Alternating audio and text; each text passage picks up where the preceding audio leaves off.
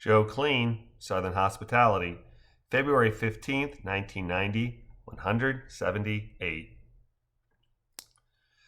The 2 o'clock hour brought the 8 conspirators, along with dozens of other hikers spread out along the rim of a massive volcanic crater, to the top of the Mount Liamwiga Trail.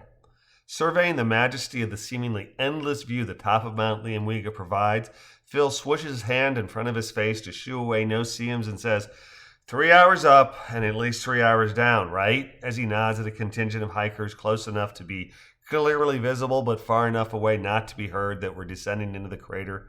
I think we should leave the crater crawling for another day. I don't think we're going to get another chance at this, Joe says. At least not this trip, but I think you're right. We burn a lot of daylight coming up, and we definitely don't want to make our way down in anything but full light if we don't want to hurt ourselves, and I, for one, don't want to hurt ourselves. I don't think tomorrow is going to come for us in this mountain, but that's just the way it is, he says before softly singing, some things will never change. That's just the way it is. Ah, but don't you believe them? Silk suit or not, Bruce, I think our time on the range is coming to an end, Justin says. In response, Joe sings, Happy trails to you until we meet again. Happy trails to you.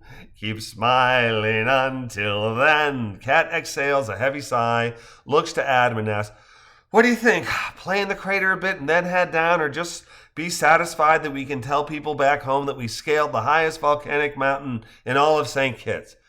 Wow, Adam replies, screwing up his left cheek as he squints his left eye. I don't know. Maybe Phil's right. Gets dark at what, 7? Sundown is 6:40, Joe declares, earning him a left eyebrow-raised stare from Adam.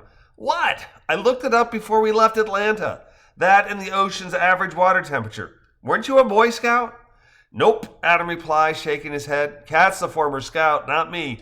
6:40, huh? I think if we're out of here by 2:30, we'll have zero issues with enough light. What do you want to do, darling? Kat bites the right side of her lower lip, nods 4 times slowly, and says, I want to go play. There's no way it'll take us 4 hours to get down to the trailhead. No offense, she adds with a shrug. None taken, Phil replies with a single shoulder shrug. You're definitely both free agents, and we're keeping to our buddy system promise. Hey, you may even catch us, right? Kat smiles a huge grin and replies, I may have been thinking the same thing. We do a lot of mountain climbing. And you're not old and out of shape, Phil replies. Or pregnant, Kelsey says. Be safe. We'll see you at the bottom if we don't see you sooner.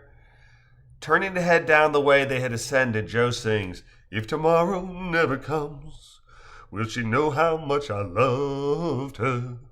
Did I try in every way to show her every day that she's my only one?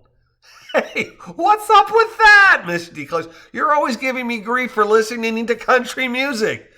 Garth may be my guilty pleasure, Joe admits with a left side shoulder shrug as the 6 Kleens begin their descent from Mount Liamwiga, with Joe serenading them with, and if my time on earth were through and she must face this world without me, is the love I gave her in the past gonna be enough to last if tomorrow never comes?